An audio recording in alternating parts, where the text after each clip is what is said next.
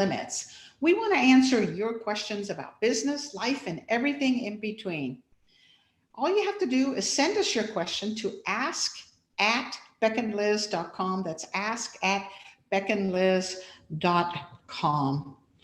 So, Elizabeth, our question today stems from our conversation with Erica Garza from Pizza Hut, one of the Yum brands, where she talked about not judging a book by its cover. So I'm curious, have you ever had someone misjudge you or see your cover a certain way and you weren't that way? Yeah, a lot actually. Especially when I was younger. I was quiet when I was young. I was a kid who hid behind my mother's skirt. And when I was growing up, we moved at the end of 6th grade, and that's a terrible time to move. Middle school is just not the greatest time for girls. And so I was very, very shy and quiet. And we were only there 10 days, and then the summer came, and then we went back to the middle school. So people thought I was stuck up.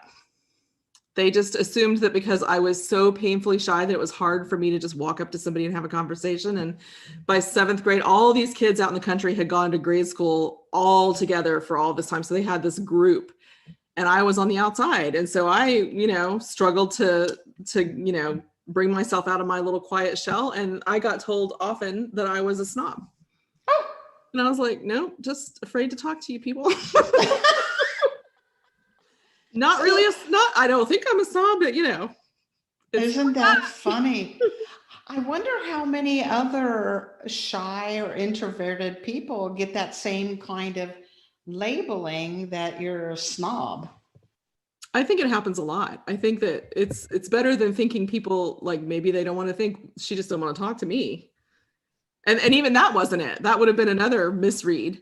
But people think of it internally, how it affects them. They don't think that maybe that person needs a little coaxing, Right. It's not about you. It's about me, right? I'm the one that's shy. I want to talk to you. I want to be your friend, but I'm so scared. 6th and 7th grade is just a very awkward age to begin with. And when you my gosh, especially for a girl. So. Especially for a girl. Yeah. Oh my goodness. And then I didn't make cheerleader. It was just it was a time. What about you? Have people misjudged you? Well, I'm thinking of 2 times where I was misjudged, but because we're limited on time, I'm only going to share one. I had 2 also. We may have to do this show again. Yeah. So the one that kind of comes up is, people know me as a behavioral scientist. And frequently the picture people have of me is of this mad scientist that I'm kind of all in my head. I don't know, kind of Einstein-y looking.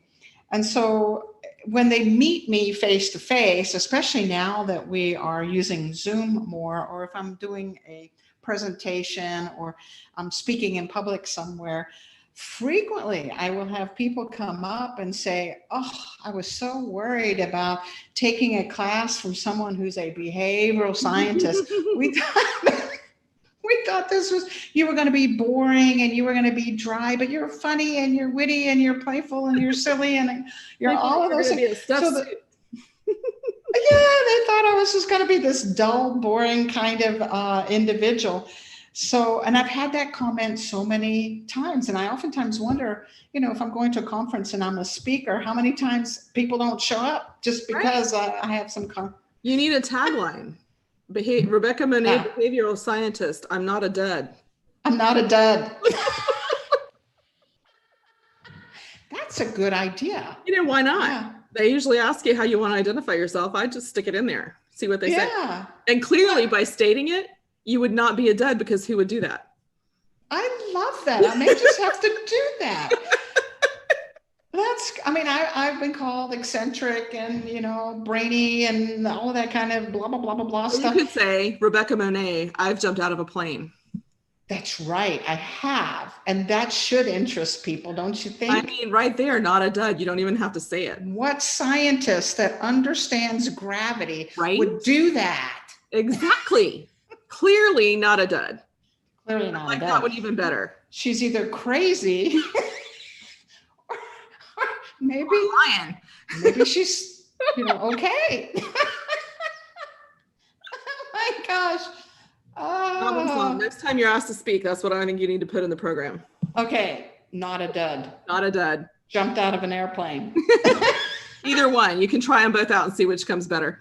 Oh, I love it. Well, okay, we need to wrap this up. I want to thank everyone for joining us today, where passion and purpose collide, profits are made, and relationships are forged. This is Beck and Liz signing off and wishing you another purpose-filled and profitable week.